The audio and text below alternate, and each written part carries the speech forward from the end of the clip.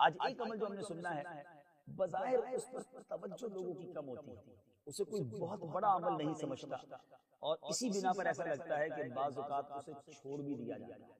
ये वो अमल है जो करना जरूरी है, और ना करें तो बंदा गुनाहगार भी हो सकता है। जी हाँ, वो अमल है सुन्नते मुअक्कदा। हजरत उम्मे हबीबा रज़ियल्लाहु ताला अन्हा से रिवायत है, उन्होंने कहा कि रसूलुल्लाह सल्लल्लाहु अलैहि वसल्लम ने फरमाया है कि जो शख्स दिन रात में 12 रकातें पढ़ेगा, उसके लिए जन्नत में एक घर बना दिया जाएगा। अब गौर करें वो कौन सी 12 रकातें हैं?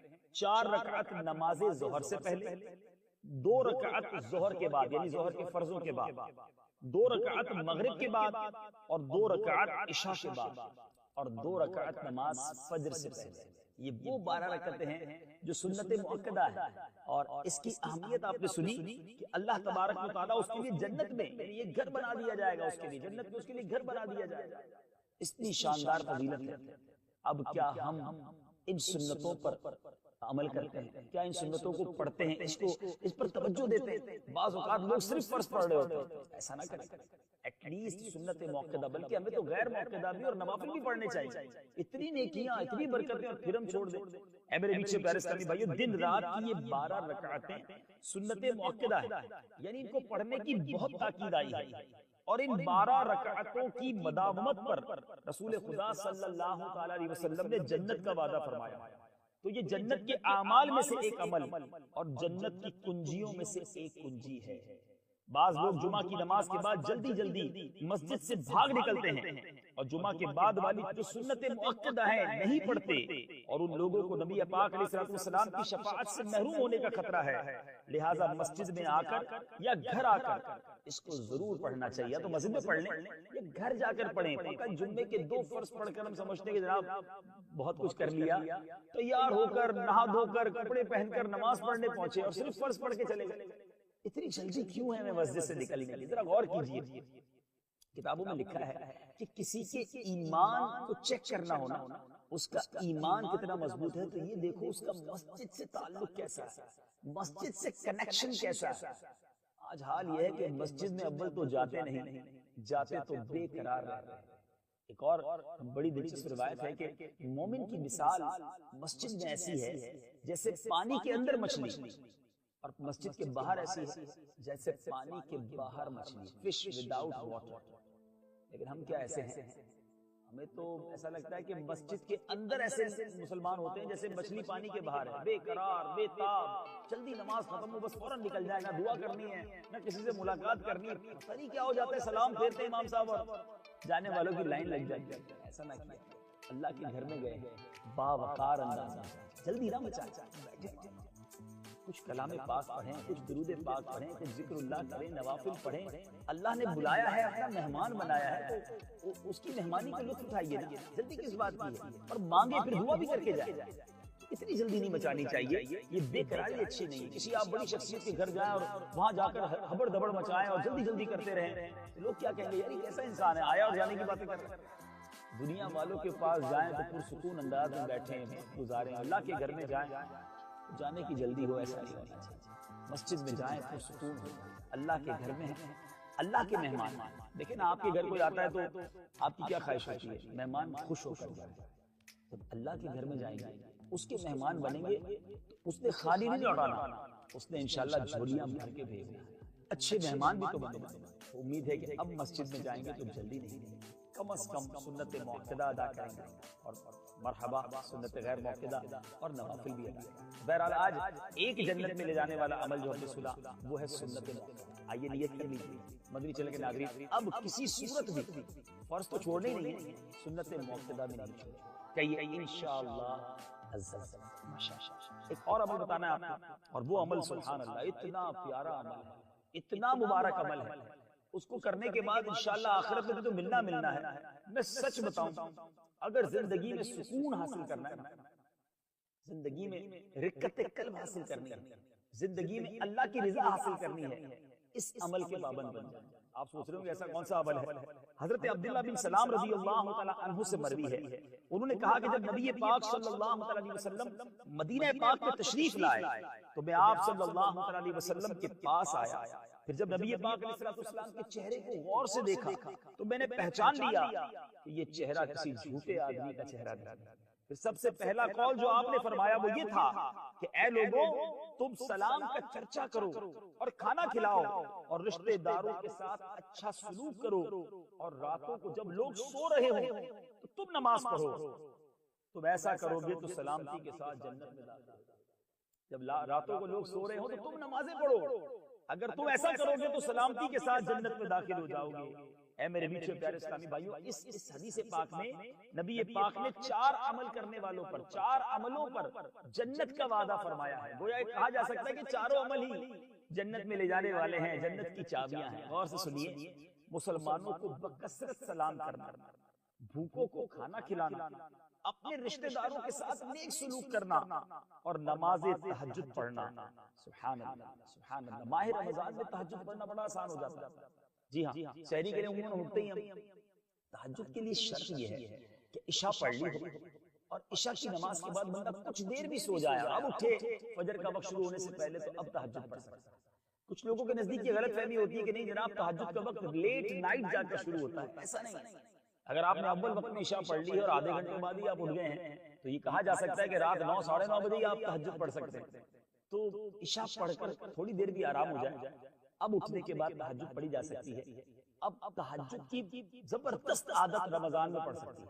सहरी में उठे, तहज्जुद अदा करें, फिर सहरी करें, तो रमजान में वैसे भी नेकियों का अजर, नवाफिल का जो अजर है वो फर्ज के बराबर हो जाता है। तो ये प्रैक्टिस सारा साल आपको काम आएगी। अल्लाह मुझे भी तहज्जुद पढ़ने वाला बना दे, आपको भी ये अमल करने वाला बनाए। और जो 4 अमल सुने हैं गौर कीजिएगा कि अब उस पर अमल करते हैं कि नहीं। सलाम को बकसरत आम करें, जिसको जानते हैं उसको भी सलाम करें, मुसलमान को, जिसको नहीं जानते उसको भी सलाम करें और बरकतें हासिल कीजिए।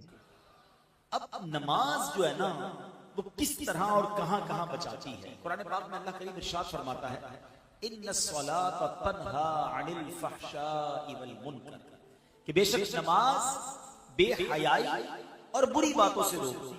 ये बड़ी कमाल की चीज है। लोग कहते हैं यार माशरे को ठीक करो। सच्ची बात यह है कि हम माशरे को नमाजी बना दें, बंदों को नमाज को ठीक कर लें।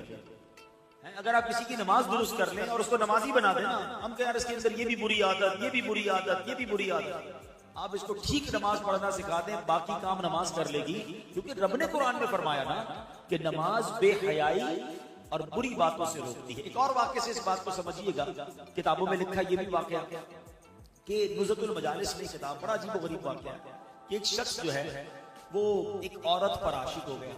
वो औरत शादीशुदा भी थी। उसने उस औरत को एक चिट्ठी लिखी और पैगाम दिया कि मेरा दिल तुम पर आ गया है। बुरा इरादा था उसका। अब चूंकि औरत बड़ी समझदार थी और उसका जो शौहर था ना वो मस्जिद का इमाम था, परहेजगार भी था, समझदार भी था।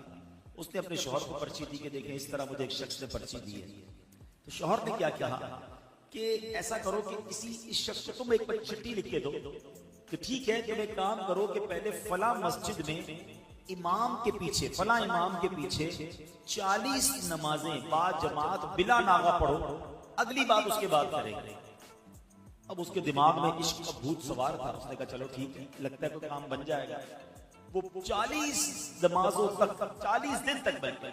40 दिन तक 5 नमाजें वो बिला नागा उस मस्जिद में जाता और इमाम साहब के पीछे अदा करता। पढ़ता रहा, पढ़ता रहा, पढ़ता रहा, दिल पर असर होता रहा। सुभान रब्बियल आला, सुभान रब्बियल अज़ीम, अल्लाहु अकबर। हैं अल्लाह की बारगाह में दुआएं करता रहा, नमाजें पढ़ता रहा। अब दिल पर असर होना शुरू हो गया। अभी 40 दिन गुजरते हैं तो वो नौजवान जो है अब एक और पर्ची लिखता है और कहता है कि मैं आपसे माफी का तलबदार हूँ। अल्लाह की बारगाह में सजदा करके मुझे पता चल गया, नमाजें मुझे पढ़ते हुए पता चल गया कि ये हराम और रब की नाराजगी वाला काम है।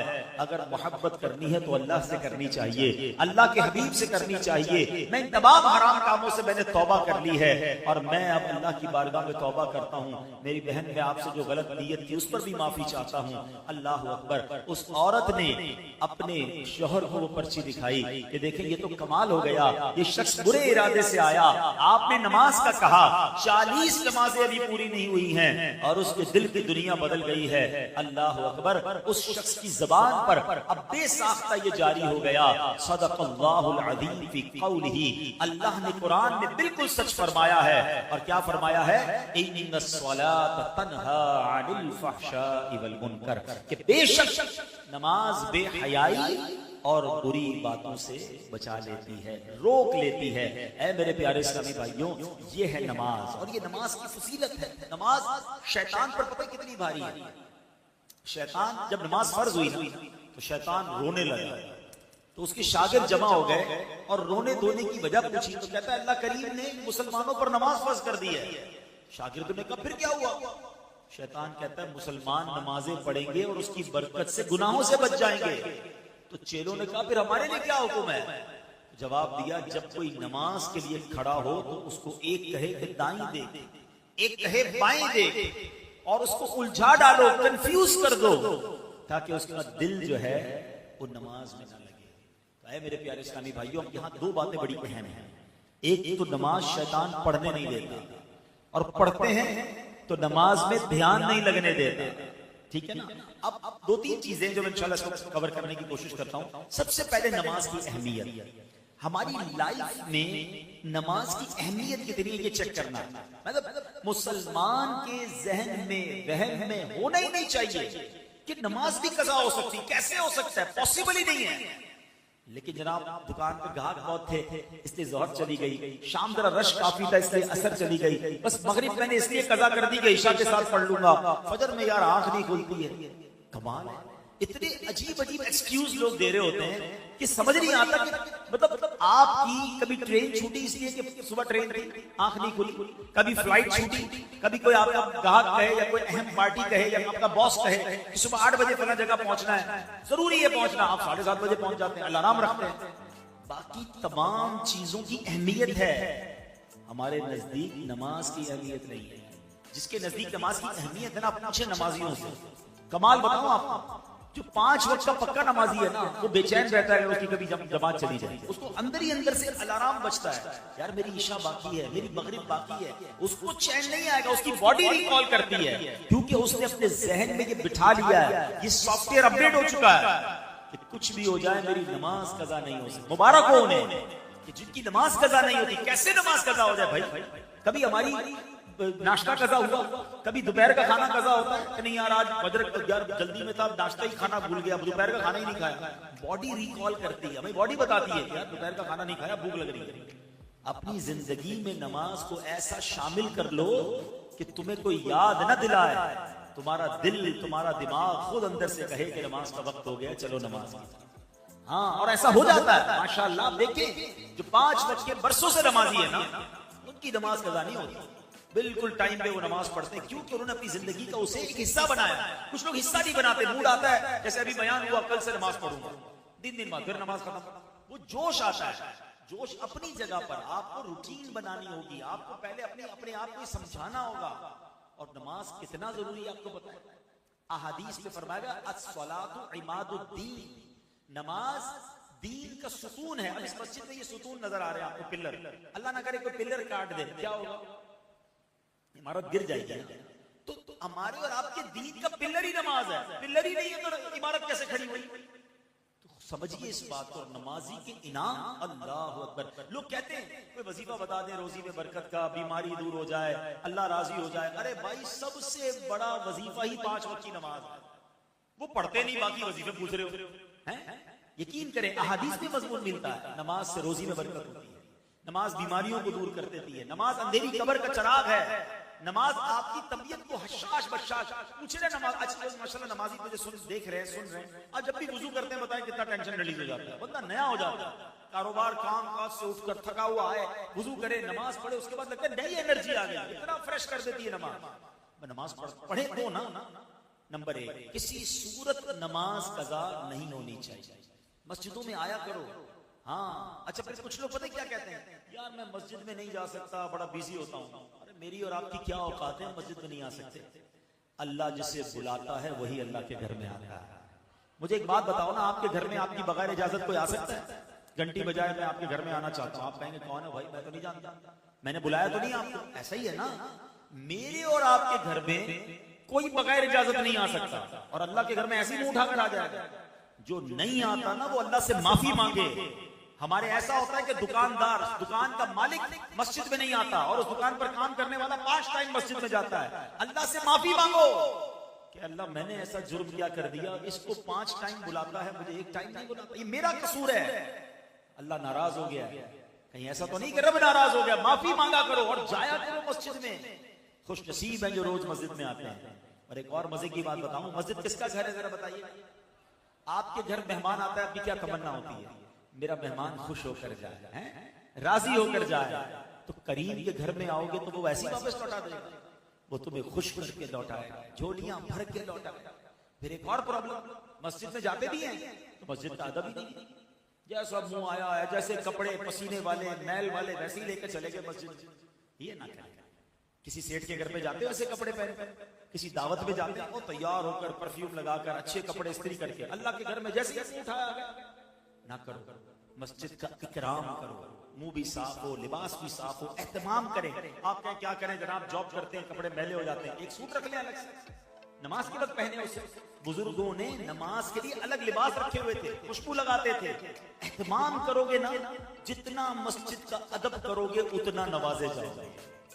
तीसरी बात, मस्जिद में आकर भागा ना करो, जल्दी ना मचाया करो, ये भी बड़ा प्रॉब्लम है। उलमा ने बड़ी प्यारी मिसाल दी है कि मोमिन की मिसाल मस्जिद में ऐसी होती है जैसे मछली पानी के अंदर होती है, कैसे पुरसुकून होती है पानी के अंदर। और मुनाफिक की मिसाल जैसे मछली पानी के बाहर होती है। अब अपने दिल से पूछ लो, हम जब मस्जिद में आते हैं हमारे दिल की कैफियत क्या होती है? यार जल्दी खत्म हो जाए बस, किसी तरह, लेट हो रहा है यार, अभी तक इमाम साहब कभी 2 मिनट नमाज लंबी कर दे तो लोग नमाज इमाम साहब को पकड़ लेते हैं। हजरत आपने आप 2 मिनट ज्यादा ले लिए, 1 मिनट दुआ लंबी करा दी। अल्लाह के बंदे, तुझे 2-3 मिनट अल्लाह के घर में बैठकर प्रॉब्लम हो रही है। अच्छा, यही एतराज करने वाला बार पान की दुकान पे आधा घंटा खड़ा रहता है, उसको वहां प्रॉब्लम नहीं है। यहाँ प्रॉब्लम है कि 3 मिनट ज्यादा क्यों, इमाम साहब 1 मिनट लेट क्यों, और दुरूद पढ़ लेता है 1 मिनट। भाई अल्लाह के घर में बेसुकूनी कैसी है? अपने दिल से पूछो कि मैं अल्लाह के घर में जाता हूं तो बेचैनी क्यों होती है? दिल का इलाज करो, सुकून से बैठा करो। दुनिया में कोई बड़ा सेठ साहब हमें बुलाए, बहुत बड़ा आदमी, और हमें कहे कि भाई 5 मिनट के लिए आपका टाइम है, हम चले जाएं और 10 मिनट बिठा लें। हम बाहर आके कहते हैं यार मुझे तो 10 मिनट बिठाया, मुझे 5 मिनट 15 मिनट एक्स्ट्रा टाइम मिल गया। तो दुनिया वाला 10 मिनट ज्यादा बिठाए तुम खुश होते हो, अल्लाह के घर में 5 मिनट ज्यादा बैठने के लिए तैयार नहीं होते। ये ना किया करो, बैठा करो। मैं आपको और मशवरा देता हूँ, हम सारे ही परेशान हैं, जितने बैठे सबके साथ कोई ना कोई कहानी है। कोई बीमार होगा, कोई कर्जे में होगा, किसी के रोजगार के मसले, कोई औलाद की प्रॉब्लम में, सारी दुनिया में प्रॉब्लम्स ही है ना। मस्जिद में आया करो, नमाज खत्म भी हो जाए करे, दुआ भी हो जाए, फिर भी बैठा 2-4 मिनट अकेले में बैठ जाए बस, फिर अल्लाह से बातें किया। हाँ, मजे की बात बताओ, दुनिया कायनात में बड़े लोगों से बात आसान नहीं है। किसी से फोन करो तो नंबर ही नहीं मिलता, बड़े आदमी उठाता ही नहीं कोई फोन हमारा है। बीच में सेक्रेटरी होता है, साहब बिजी हैं, अच्छा बात करनी है 3 दिन बाद, इतने बजे कॉल करना, 5 मिनट की कॉल, बड़े आदमी से बात करना इतना मुश्किल। आओ मैं बताता हूं, जिसने कायनात बनाई है ना, उससे बात करने का कोई प्रॉब्लम नहीं है। जितनी बात करनी है बात करो। हाँ, अल्लाह दिल की बात भी सुनता है। तुम्हारी जबान में बात करो ना, कोई ट्रांसलेटर जरूरी नहीं है। बात पता है कैसे होगी? टेलीफोन डायल कैसे होता है?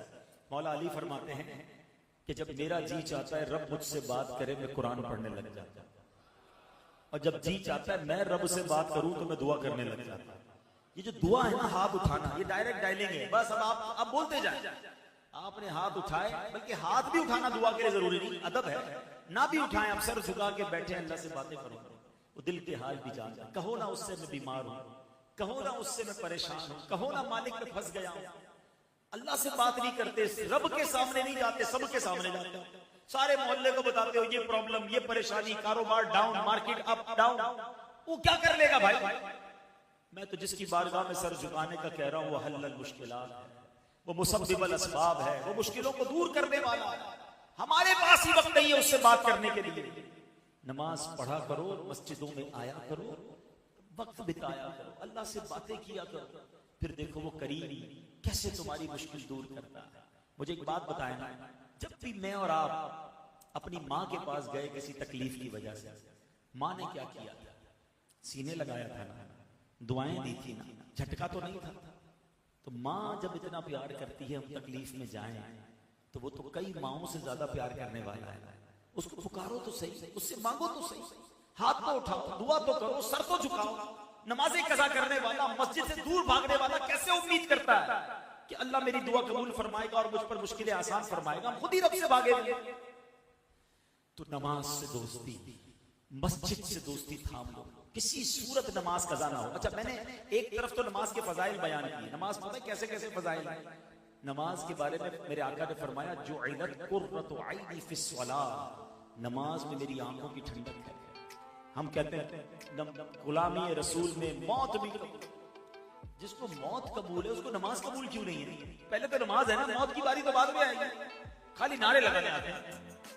और फिर सुनो, सबसे बड़ा इनाम पता है नमाजी को क्या मिलेगा? कि बरोज़े क़यामत उसको अल्लाह करीम का दीदार नसीब है। रब का दीदार आ रहा है ना, मेराज का महीना है ना, 27 रजब को सब फिर सुनेंगे इंशाअल्लाह आका की मेराज के वाकया। तो आका को तो मेराज नसीब हुई, हम गुनाहगारों के लिए भी चांस है कि जो नमाजी होगा अल्लाह करीम क़यामत के बाद जन्नत में उसको अपना दीदार अता फरमाए। अब आपकी मर्जी है, अल्लाह का दीदार करना है तो नमाजें पढ़ो। अच्छा, लेकिन ऐसा नहीं कि नमाज ऑप्शनल है, पढ़ ली तो पढ़ ली, नहीं पढ़ी तो कोई मसला नहीं। नहीं जनाब, सबसे बड़ा गुनाह, बड़े से बड़े गुनाहों की जब भी लिस्ट आप देखेंगे ना, कबीरा गुनाहों की लिस्ट, उसमें नमाज ना पढ़ना शामिल होता है।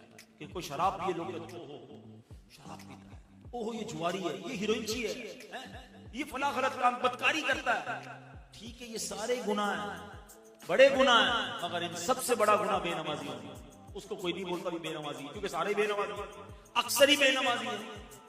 ना करो ऐसा, अल्लाह शदीद नाराज होता है जो नमाज नहीं पढ़ता। रिवायतों में आता है कि कोई शख्स एक नमाज जानबूझकर कज़ा कर दे